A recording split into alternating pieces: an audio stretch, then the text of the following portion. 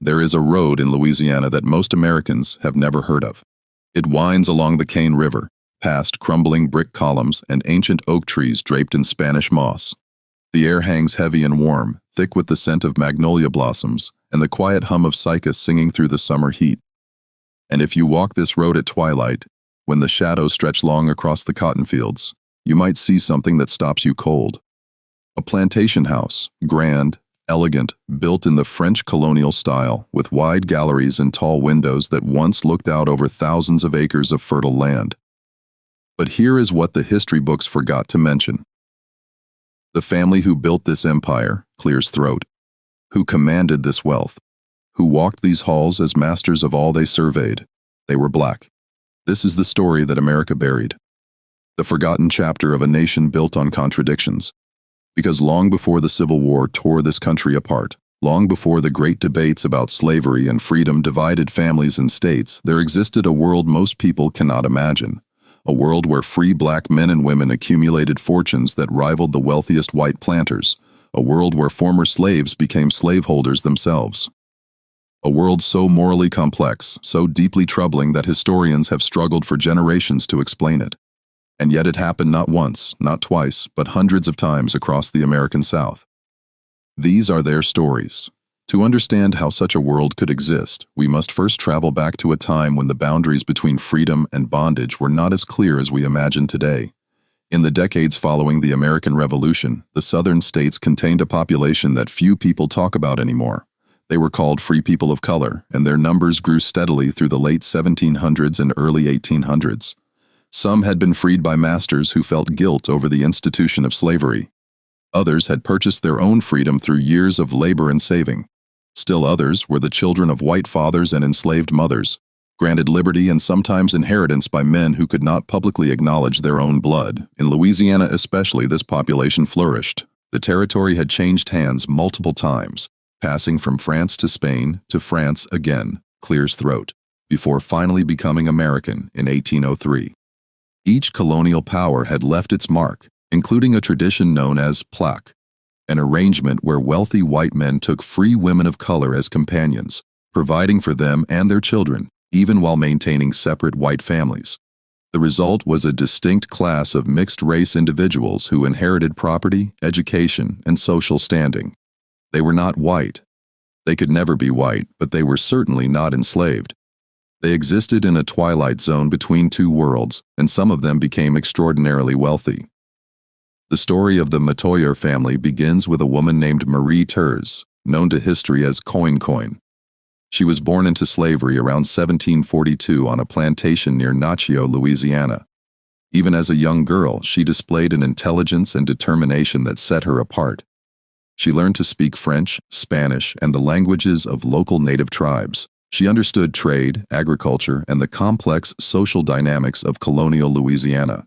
And in her early 20s, she caught the attention of a French merchant named Claude Thomas Pierre Matoyers.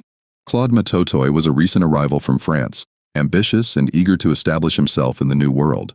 When he met Coincoin, something shifted in both their lives. He purchased her from her owner, and for the next 20 years, they lived together as husband and wife in all but legal name. Together, they had 10 children. But Louisiana law forbade marriage between races, and Claude's family in France expected him to take a proper white wife. Eventually, that pressure became too great. In 1786, Claude married a French woman, ending his relationship with Coincoin. Yet, he did not abandon her. Instead, Claude granted Coincoin her freedom and gave her a small plot of land along the Cane River. She was in her 40s, a formerly enslaved woman with nothing but 68 acres and her own fierce will to survive. What she did next would echo through generations. Coincoin worked her land with relentless determination. She planted tobacco. She trapped bears and sold their grease to merchants in New Orleans. She raised cattle and traded furs with nearby native communities. Slowly, acre by acre, she expanded her holdings, and then with the money she earned, she began doing something that reveals the moral complexity at the heart of this story. She started buying her own children out of slavery. One by one, Coincoin purchased the freedom of the children she had been forced to leave behind when Claude granted her liberty. Some had been sold to other plantations, others remained with their original owners. Each transaction required months of negotiation and sums of money that would take years to accumulate. But she never stopped. By the time she died around 1816, Coincoin had freed not only her own children, but several of her grandchildren as well. She left behind nearly 1,000 acres of Louisiana farmland, and her descendants, the Matoyers, were just getting started. The eldest son, Austin Matoyer, inherited his mother's ambition along with her land. But where Coincoin had struggled to survive, Austin built an empire. By 1830, he owned nearly 12,000 acres along the Cane River. His plantation, Melrose, became one of the most productive cotton operations in the entire region. The big house still stands today, a testament to both his success and the troubling compromises that made it possible. Because Agustin Matoy did not work those 12,000 acres alone, at the height of his wealth, he owned more than 200 enslaved people. Here is where the comfortable narratives of American history begin to crack. We want our heroes pure and our villains obvious. We want slavery to be a story of black suffering and white cruelty with clean lines between the oppressed and the oppressors. But the Matoyers do not fit that story. They were black. They were once enslaved or descended from enslaved people. And they became slaveholders themselves, not out of some noble desire to protect family members, but as a business decision, a path to wealth in an economy that ran on human bondage. The cotton they grew, the sugar some of them refined, the fortunes they accumulated, all of it was built on the same brutal system that had once held their ancestors in chains. By 1830, the Matoyer family collectively owned more enslaved people than any other black family in America. Their plantation homes rivaled those of the wealthiest white planters. They sent their children to be educated in France. They commissioned portraits, accumulated libraries, and built a church that still serves the community today. The Church of St. Augustine, constructed in 1829 with Matoy money, stands as one of the oldest black Catholic churches in the United States. Its weathered brick walls have witnessed nearly 2 centuries of worship, baptism, marriage, and mourning. And yet those same walls were built by enslaved hands, directed by black masters who saw no contradiction in their faith and their fortune.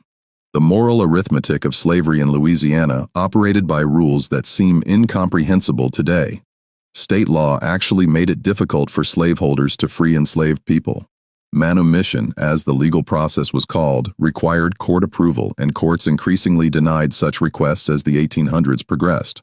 This meant that some black slaveholders genuinely could not free the people they had purchased even when they wanted to. Family members bought out of bondage sometimes remained legally enslaved because no judge would grant their freedom. But this was not the whole story. The Matoyers and families like them also purchased enslaved people who were strangers. Workers bought purely for their labor value. These were not rescue missions. They were business transactions. The historian Michael P. Johnson spent decades trying to understand this world. His research revealed that by 1830, there were more than 3,000 free black slaveholders in the United States, owning collectively nearly 13,000 enslaved people. Most held fewer than 5. And many of these were indeed family members trapped by legal obstacles to freedom. But a significant minority were large-scale planters whose operations differed from white slaveholders only in the color of the master's skin. They bought and sold human beings at auction. They used overseers and punishment to maintain discipline. They profited from the same brutal calculus that turned people into property and labor into wealth. William Ellison of South Carolina stands as perhaps the most striking example. Born into slavery around 1790 in the Fairfield district of South Carolina, he was originally named April. His father was almost certainly his white master, William Ellison Sr., who owned a cotton plantation. Young April showed unusual mechanical aptitude from childhood. He could take apart and reassemble anything. He understood gears, levers, and the complex machinery that was transforming Southern agriculture.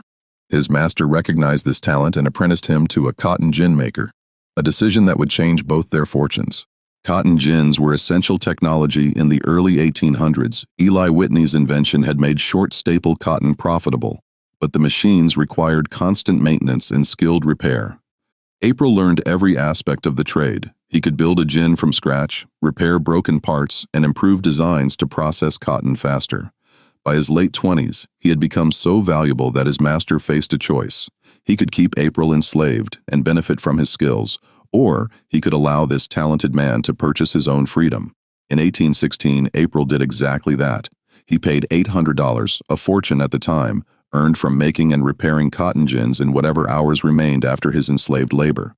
He took his former master's name, becoming William Ellison, and began building his own cotton gin manufacturing business. Within a decade, William Ellison had become one of the most successful businessmen in South Carolina, black or white. Planters from across the state brought their cotton gins to his workshop in Stotburg. His reputation for quality work spread throughout the region. He bought land, first a few acres, then dozens, then hundreds. By 1840, he owned more than 300 acres of prime cotton land, and he owned enslaved people to work it. By 1860, just before the Civil War, William Ellison held 63 enslaved people, making him one of the largest black slaveholders in the entire South. What made William Ellison particularly troubling to later generations was his apparent embrace of the slave system. He did not simply inherit enslaved workers or purchased family members. He bought, sold, and traded human beings as business assets. Court records show him pursuing runaway enslaved people with the same determination as any white planter.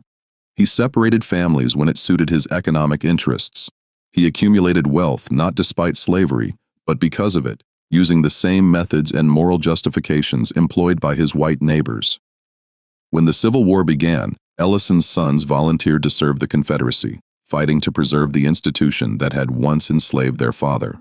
The Ellison story forces us to confront uncomfortable questions about human nature and moral compromise. How could a man who had experienced bondage, who knew its brutality firsthand, become a brutal master himself? Was it simply greed? Was it survival? The desperate need to accumulate enough wealth and power that no one could ever enslave him again? Or was it something darker? A kind of moral blindness that allowed him to see his own suffering as unique while dismissing the suffering of others? These questions have no easy answers. They reveal the ways that systems of oppression corrupt everyone they touch, victim and perpetrator alike. Andrew Durnford of Louisiana presents yet another variation on this troubling theme. Born around 1780 to a white Scottish immigrant father and a free woman of color mother, Durnford grew up with advantages that most black people in Louisiana could never imagine. His father acknowledged him, educated him, and left him substantial property. By his 30s, Durnford had established himself as a sugar planter on St. Rosalie Plantation in Plaquemines Parish. Sugar cultivation was even more labor-intensive than cotton, requiring gangs of workers to cut cane, process it quickly before spoilage, and maintain the complex machinery of the sugar mill. At his peak, Andrew Durnford owned more than 70 enslaved people. What makes Durnford's story particularly complex is the extensive correspondence he left behind. His letters reveal a man who struggled with the contradictions of his position. He expressed genuine affection for individual enslaved people while simultaneously treating them as property. He worried about their health and welfare one moment, then calculated their market value the next. In one letter, he described his attachment to certain enslaved workers. In another, he discussed selling a woman away from her children because she had become troublesome. The cognitive dissonance is breathtaking, and yet Durnford was not unique. He was simply more articulate about the mental gymnastics required to be a slaveholder with a conscience. Durnford also left records of a friendship with John McDana, a wealthy white planter who developed an elaborate scheme to gradually free his enslaved workers by allowing them to purchase their freedom over 15 years. McDana presented this as progressive and enlightened. The enslaved people would learn the value of work and saving. They would earn their liberty through their own efforts. They would be grateful rather than resentful when freedom finally came. In practice, the system extracted additional years of labor from people who had already given their lives to bondage. Durnford admired McDana's approach and considered implementing something similar, yet he never did. The economics of sugar planting made such schemes impractical. And Andrew Durnford, whatever his private doubts, was first and always a businessman. The free black planter class reached its peak in the Iowa 1850s, the decade before the Civil War. By then, the combined wealth of black slaveholders in Louisiana alone exceeded several $1 million, an astronomical sum in that era. They owned some of the finest plantation homes in the state. They traveled to Paris and New Orleans, educated their children in the best schools, and cultivated a refinement that matched or exceeded their white neighbors. And they lived in constant fear because the system that had made their wealth possible was turning against them. As the debate over slavery intensified, white Southerners grew increasingly suspicious of all free black people. They represented a dangerous contradiction, living proof that black people could be successful, educated, and independent. State legislatures passed ever more restrictive laws. Free people of color faced curfews, registration requirements, and bans on certain occupations. They could not testify against whites in court. They could not vote or hold office. They existed at the pleasure of their white neighbors, their freedom always conditional, always revocable. The Matoyers felt this pressure acutely. In the 1850s, Louisiana passed laws requiring all free black people who had arrived after 1825 to leave the state. Though this technically exempted the Matoyers who had lived along the Cane River for generations, it created an atmosphere of persecution and fear. Some family members considered immigrating to Mexico or Haiti, places where their skin color would not mark them as perpetual outsiders. Others dug in, determined to hold on to the land and wealth their grandmother, Coincoin, had sacrificed so much to build. They had no way of knowing that within a decade, everything would change. The wealth of black planters was built on a foundation that could not survive the coming conflict. They had accumulated property and human beings, and that property was about to be rendered worthless. They had allied themselves, however uneasily, with a slave power that would soon be destroyed. They had created fortunes within a system that could not imagine them as full participants. And when that system collapsed, they would discover just how fragile their position had always been. But before the fall came the final flowering. In the years just before the Civil War, the great houses of the Matoyers stood in splendor along the Cane River. Melrose Plantation, with its grand columns and French doors, welcomed visitors to Soir, where the finest wines accompanied conversations in French and English. The family library contained hundreds of volumes, many imported from Paris. Children practiced piano in drawing rooms decorated with furniture from New Orleans craftsmen. Enslaved servants moved silently through these spaces, serving the same meals, performing the same labor, suffering the same bondage as their counterparts on white-owned plantations nearby. The only difference was the color of the hand that held the whip. William Ellison had built his own mansion by 1850, a fine home that still stands in Statesboro, South Carolina. He had transformed himself from enslaved mechanic to wealthy planter and respected businessman. His cotton gin workshop employed both free and enslaved workers, turning out machines that processed the harvest of neighboring plantations. He belonged to the same Episcopal church as the wealthiest white families in the area, sitting in a pew that proclaimed his status to all who entered. His children and grandchildren would carry his name into the uncertain future, unaware that everything they had built was about to be swept away. Andrew Durnford died in 1859, just 2 years before the war began. He never had to witness the destruction of everything he had created. But his heirs watched as federal gunboats steamed up the Mississippi, as Union armies marched through Louisiana, as the enslaved people who had built his sugar empire walked away into freedom. The plantation system that had made men like Durnford wealthy collapsed with breathtaking speed, and the black planter class collapsed with it. What happened next reveals just how precarious their position had always been. When the war ended and Reconstruction began, the former black slaveholders found themselves in an impossible situation. They had lost their enslaved labor force, the foundation of their agricultural operations. They had lost much of their property to wartime destruction and confiscation, and they had lost any claim to solidarity with the newly freed black population. The freed people remembered who had owned them. They remembered the whip, the auction block, the families torn apart. They did not distinguish between white masters and black masters when it came to settling accounts. The Matoyer family struggled to maintain their holdings in the chaotic years after the war. Some members had supported the Confederacy, believing that their interests lay with the planter class regardless of race. Others had quietly hoped for Union victory, sensing that the old order could not survive and might be replaced by something better. Either way, they faced a transformed world that had no place for them. The great plantations broke apart. Land that had been worked by hundreds of enslaved people could not be profitably farmed without their labor. Former slaveholders, black and white alike, tried various arrangements, sharecropping, tenant farming, wage labor, none of which generated the wealth of the old system. The Matoyer fortune dwindled year by year. Grand houses fell into disrepair. Libraries were sold off volume by volume. The elegant clothes and fine furniture gave way to practical necessities. Within a generation, the wealthiest black family in American history had become just another struggling community in rural Louisiana. And then something even stranger happened. The memory itself began to disappear. White historians had no interest in preserving the story of black slaveholders. It complicated their narrative of benevolent masters and grateful slaves. Black historians emerging in the late 1800s and early 1900s likewise avoided the topic. It contradicted their narrative of unified black resistance and suffering.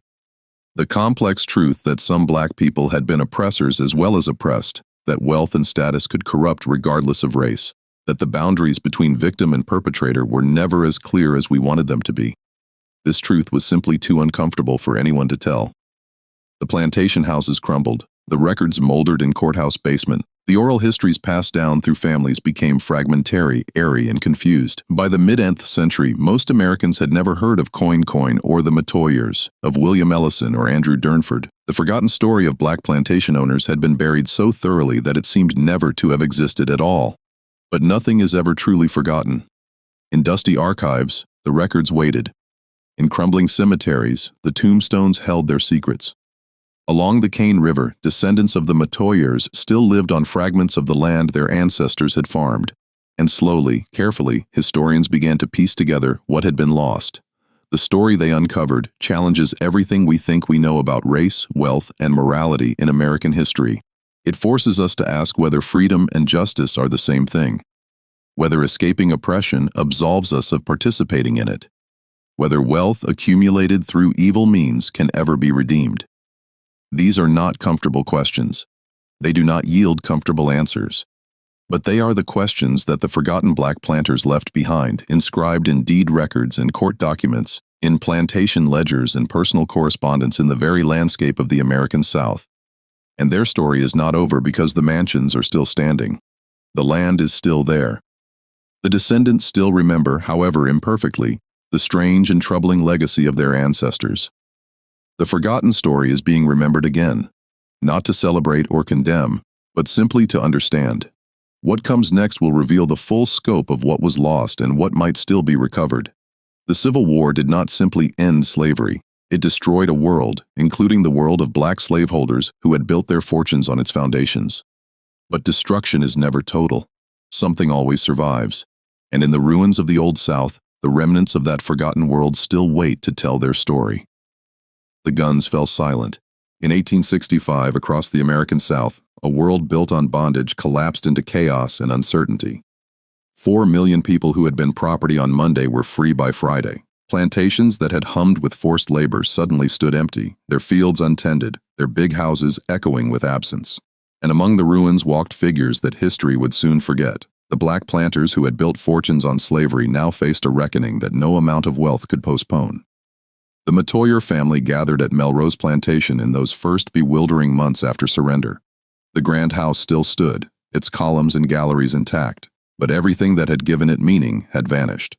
The enslaved workers who had planted and harvested the cotton were gone, walking away to uncertain freedom. The markets that had purchased that cotton were disrupted by war and blockade. The social order that had placed the Matoyers above other black people. That precious distinction between free and enslaved had been erased by emancipation. Now they were simply black in a South that was about to make that designation more dangerous than ever before. Louis Matoy, one of Augustine's grandsons, kept a journal during these years. His entries reveal a man struggling to comprehend a transformed world. He wrote of former slaves who refused to work for wages, preferring to farm their own small plots of land. He complained of federal soldiers who treated him with the same suspicion they directed at white planters. He mourned the loss of the old order, never quite acknowledging the moral rot at its foundation. To Louis Matoyam, the end of slavery was not liberation, but catastrophe. He could not see beyond his own loss to recognize the freedom of others. This blindness would cost the Matoyers dearly. The newly freed black population remembered who had held them in bondage. They remembered the overseer's whip, the auction block's terror, the children sold away and never seen again. They made no distinction between masters based on color. A black man who had owned slaves was still a slaveholder, still complicit in the great crime that had defined their lives. When Reconstruction brought black men to political power for the first time, the former black slaveholders found themselves isolated. They were not white enough for white society. They were not trusted by the freed people. They belonged nowhere. The economics of this new world were equally unforgiving. Plantation agriculture required massive labor forces working under strict discipline. Without slavery, that model could not survive. The Matoyers tried hiring former slaves as wage workers, but too few would accept. They tried sharecropping arrangements, but the returns were meager compared to the old days. They tried switching crops, diversifying their operations, selling off parcels of land to raise cash. Nothing worked. Year by year, the great estate shrank. The library was sold. The fine furniture went to creditors. The 1,000 acres Coincoin had accumulated dwindled to hundreds, then to dozens. By 1880, the Matoyer fortune had essentially vanished. The family still owned Melrose and a few surrounding acres, but they were farmers now, not planters. They worked their own land with their own hands, something their grandparents would have considered unthinkable. The big house remained, a reminder of glories past, but there was no money to maintain it. Paint peeled from the columns, the roof leaked in heavy rains. The gardens that had once rivaled those of European estates grew wild with weeds and brambles. William Ellison's family faced an even harsher fate. The Ellisons had been more openly aligned with the Confederacy, and that allegiance brought consequences. When the war ended, federal authorities confiscated some of their property. Local freed people who had long memories and newly acquired political power made life difficult for the family that had once owned their neighbors. The cotton gin business collapsed along with the plantation economy it had served. By 1870, the Ellison had lost most of what William had spent a lifetime building. His descendants scattered, some heading north to cities where their history was unknown, others remaining in South Carolina to face the hostility of both races. The story of Andrew Durnford's heirs followed a similar trajectory. St. Rosalie Plantation, once one of the finest sugar operations in Louisiana, could not function without enslaved labor. The complex machinery of sugar production required coordinated gangs of workers willing to labor through the brutal grinding season. Freed people had no desire to return to that hell, not for wages, not for any price. The plantation failed within 5 years of the war's end. The land was sold, subdivided, absorbed into other operations. By 1900, nothing remained to mark Andrew Durnford's existence, except some yellowing documents in parish archives. But something strange happened as these families declined. Their story began to disappear, not through accident, but through deliberate erasure. White historians of the late 1800s and early 1900s had no interest in complicating the narrative they were constructing. The lost cause mythology required slavery to be a benevolent institution. Paternalistic masters caring for childlike slaves who were content in their bondage. Black slaveholders disrupted this fantasy. They proved that the institution was about money and power, not racial uplift. They demonstrated that brutality transcended color, that the capacity for oppression lived in all hearts, regardless of skin. This truth was inconvenient, so it was simply ignored. Black historians of the same era faced different pressures. The emerging narrative of African American history emphasized collective suffering and collective resistance. It told of a people united by oppression, struggling together toward freedom. Black slaveholders complicated this story too.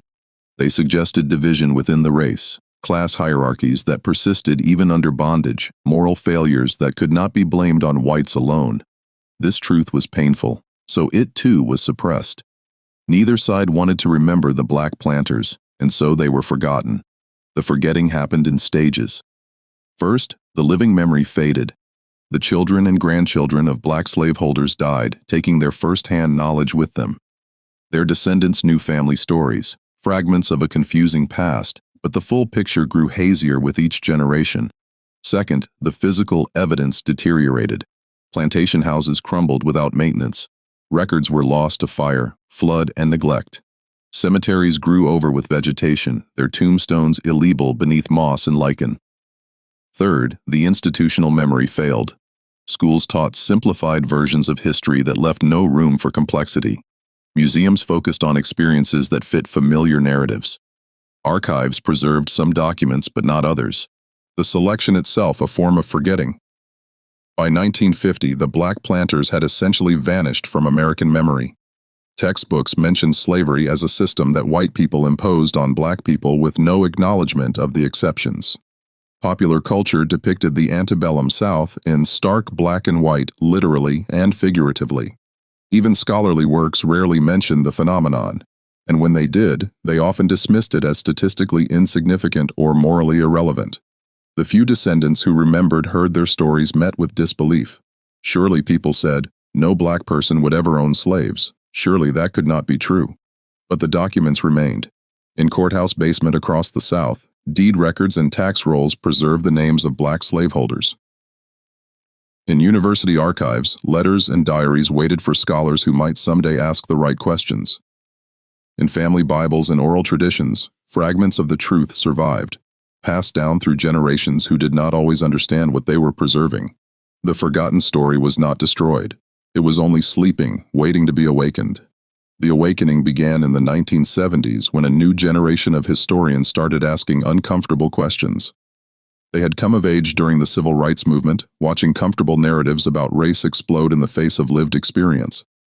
They were not satisfied with simple stories of good and evil. They wanted to understand how systems of oppression actually functioned, who benefited, who suffered, and how people navigated the moral complexities of their time. These historians went into the archives with fresh eyes, and what they found astonished them. Michael P. Johnson and James L. Rohr published their groundbreaking study of William Ellison in 1984. Black masters told the full story of the enslaved mechanic who became one of South Carolina's wealthiest planters. The book forced readers to confront the reality of black slaveholding in all its troubling detail. Here was a man who had experienced bondage firsthand, who knew its cruelties intimately, and who nevertheless became a cruel master himself. The authors did not flinch from the moral implications. They presented Ellison as a complex human being, neither hero nor villain, but something more unsettling. A man who made choices within a system of limited options, choices that advanced his own interests at the expense of others. The book sparked controversy, but also opened doors. Suddenly, scholars across the country began examining the phenomenon of black slaveholders. In Louisiana, researchers rediscovered the Matoyer family. Gary B. Mills published The Forgotten People in 1977, reconstructing the story of Coincoin and her descendants from surviving documents. The book revealed a world that seemed impossible by 20th century standards, a former slave woman accumulating 1,000 acres, her children building one of the largest planter dynasties in the state. The complexity of race relations in colonial and antebellum Louisiana, where categories we take for granted simply did not apply. Mills wrote with scholarly precision, but also with evident wonder. He had uncovered a lost world, and he wanted readers to see it clearly, even when clarity was uncomfortable. These scholarly works rippled outward into popular consciousness. Documentary filmmakers discovered the story. Journalists wrote features. The descendants of black slaveholders, many of whom had known only fragments of their family history, began piecing together the full picture. Along the Cane River, efforts began to preserve what remained of the Matoyer legacy. Melrose Plantation was designated a National Historic Landmark in 1974, recognized not only for its architecture, but for its significance in African American history. The Cane River Creole National Historical Park, established in 1994, now preserves several Matoyer properties and interprets their complex story for modern visitors. But preservation brought its own complications. How do you tell the story of a place built by enslaved labor, owned by black people who were themselves slaveholders? How do you honor the achievement of Coincoin without ignoring the suffering of those she and her descendants enslaved? How do you present complexity to visitors who arrive with simple expectations, wanting heroes to admire and villains to condemn? These questions have no easy answers. The interpreters at Cane River sites struggle with them daily, crafting narratives that acknowledge difficulty without wallowing in it, that recognize achievement without celebrating exploitation. The physical restoration of these sites has revealed layers of history that documents alone could not capture. Archaeologists excavating around Melrose Plantation have uncovered the remains of slave cabins, evidence of the daily lives of those whose labor built the Matoyer fortune. They found pottery, tools, religious objects, traces of humanity that the historical record largely ignored.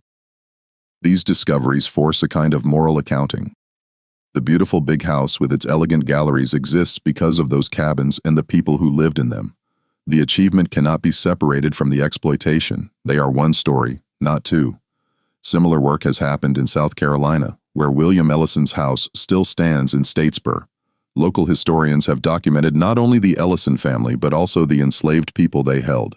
Researchers have traced some of their descendants, connecting modern African-American families to ancestors who labored in Ellison's fields and workshop. These connections are complicated. How do you feel about an ancestor who was enslaved by someone who was himself once enslaved? Does shared racial identity create solidarity, or does the relationship of master and slave override everything else? Different people answer these questions differently. And perhaps that diversity of response is itself the point.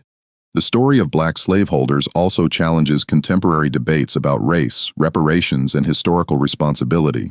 Some have seized on the phenomenon to argue against reparations for slavery, claiming that black complicity in the institution somehow diminishes white responsibility. This argument misunderstands the numbers involved. Black slaveholders were always a tiny minority, their holdings a fraction of the total enslaved population. The system of American slavery was created by white people, maintained by white people, and overwhelmingly benefited white people. The existence of black slaveholders does not change that fundamental reality, but it does complicate simplistic narratives, and that complication has value of its own. Clears throat.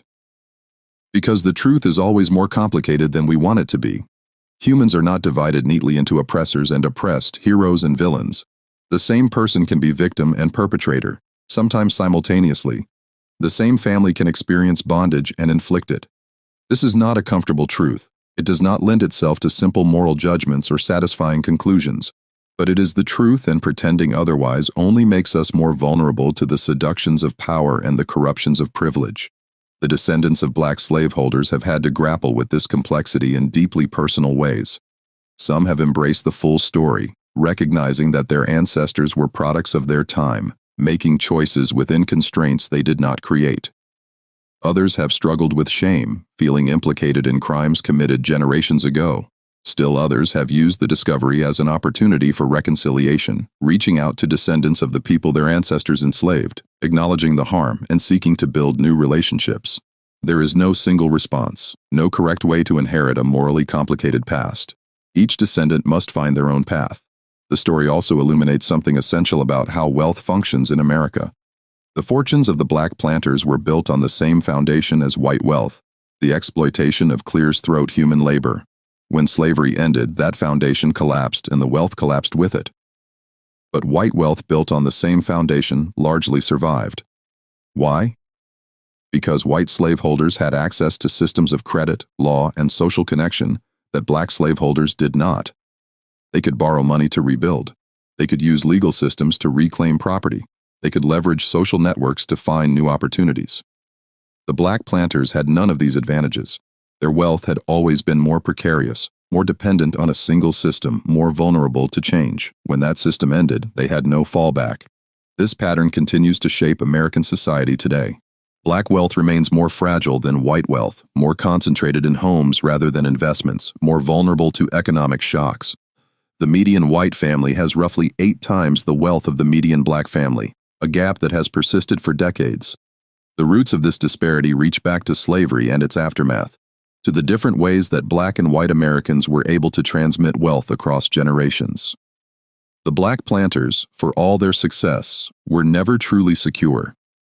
They were permitted to accumulate wealth but not to keep it. Their story is not ancient history. It is the prologue to the present. Standing at Melrose Plantation today, you can feel the weight of these accumulated meanings. The big house has been restored, its columns repainted, its galleries repaired. Inside, period furnishings evoke the elegance that Augusta Matoyer once commanded. Outside, the grounds stretch toward the Cane River, much as they did 2 centuries ago. It is beautiful, undeniably beautiful, a testament to ambition and achievement. And yet behind the big house stand smaller structures, reconstructed slave cabins that tell another part of the story. Inside those cabins, interpreters describe lives of forced labor, of families separated, of dreams deferred indefinitely. The beauty of the mansion exists because of the suffering in those cabins. You cannot honestly appreciate one without acknowledging the other. The same duality haunts every site associated with black slaveholders. William Ellison's house in South Carolina is a historic landmark, but its preservation raises the same questions. Do we honor it because it represents black achievement? Or do we question that achievement because it came at such cost? The answer, of course, is yes to both. We must hold multiple truths simultaneously, embracing complexity rather than fleeing from it. This is hard work, emotionally and intellectually demanding, but it is the only way to truly understand the past and its continuing influence on the present. The forgotten story of black plantation owners is finally being remembered. Books have been written. Documentaries have been filmed. Historic sites have been preserved and interpreted. The descendants have begun to piece together their family histories, connecting with archives and with each other. The deliberate erasure of the past century is slowly being reversed, but remembering is only the first step. Understanding must follow, and understanding requires a willingness to sit with discomfort, to resist the urge for simple judgments, to accept that history is rarely what we wish it had been. Clears throat. What do we learn from this forgotten chapter? We learn that oppression corrupts everyone it touches, that victims can become perpetrators when circumstances change. We learn that wealth in America has always been precarious for Black people, subject to seizure by law or violence at any moment. We learn that the boundaries between races were never as fixed as they later became, that the harsh categories of Jim Crow were inventions, not inevitabilities. We learn that moral complexity is not an excuse for inaction, but a demand for deeper engagement. And we learn that forgetting is a choice, one that serves some interests and silences others. The Cane River still flows past lands that Coincoin once farmed. The oak trees she might have planted still spread their branches over the road. Her descendants still live in the area, some of them carrying names that echo through 2 centuries of American history. They are teachers and doctors, farmers and business people, ordinary Americans living ordinary lives. Most of them know something of their family story, though the details often blur with time and retelling. They know that their ancestors were something unusual, that the simple categories of American racial history do not quite apply to their lineage. They live with that complexity every day, and perhaps that is the final lesson. We are all living with complexity, all inheriting histories we did not choose, all making decisions within constraints we did not create. The Black planters were not monsters. They were people as flawed and compromised as any of us, navigating a world that offered limited options and demanded impossible choices. They chose wealth over solidarity, comfort over conscience, family over principle. Many people in their position would have chosen the same. Many people in our position facing different but equally difficult choices choose similar compromises every day. The story of the Black plantation owners does not excuse the crimes of slavery. It does not diminish white responsibility for creating and maintaining that brutal system. It does not suggest that all people are equally culpable or that racial categories are meaningless.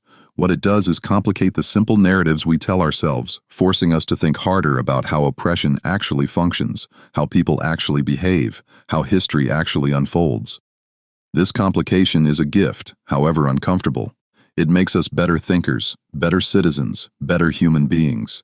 As the sun sets over the Cane River, casting long shadows across fields that once grew cotton and sugar, the ghosts of this forgotten history seem to stir. Coincoin is there, the enslaved woman who became a landowner, the mother who purchased her own children out of bondage. Augustine is there, her son, the master of Melrose, the owner of 200 human beings. William Ellison is there, the former slave who became a slaveholder, the mechanic who built an empire on other people's backs. They are all there. These complicated ancestors, these troubling predecessors, these forgotten Americans. They ask nothing of us except to be remembered. They demand nothing except that we look honestly at what they did and why. They offer no easy lessons, no comfortable morals, no satisfying conclusions. They offer only the truth of their lives, complex and contradictory, triumphant and tragic. And in that truth, if we are willing to receive it, lies something valuable. A reminder that history is made by human beings with all our capacity for both greatness and cruelty. A warning that systems of oppression corrupt everyone they touch, victim and perpetrator alike. A hope that even the most buried stories can eventually find their way back to light. The forgotten story of the Black families who owned plantations is forgotten no more. It stands now as a testament to the complexity of the American experience, a chapter that cannot be ignored, a truth that demands to be heard. And in the telling and retelling of this story, in the preservation of these sites and the research of these archives, something important happens. We become a little more honest about who we are and where we came from. We become a little more capable of confronting the moral challenges of our own time. We become perhaps a little more human. That is the legacy of Coincoin and her descendants. That is the meaning of Melrose and all the plantation houses like it. That is why this story matters. Why it had to be recovered, why it must never be forgotten again. Because in the end, history is not about the past, it is about who we are right now in this moment, making choices that future generations will judge. The Black planters made their choices, now we must make ours. And perhaps if we learn from their example, we can choose a little more wisely, a little more justly, a little more humanely than they did. The river keeps flowing. The oaks keep growing. The story keeps being told. And somewhere in the gathering darkness, the ghosts of the forgotten, finally, gotten, finally, gotten, finally, gotten, finally, gotten, finally, got.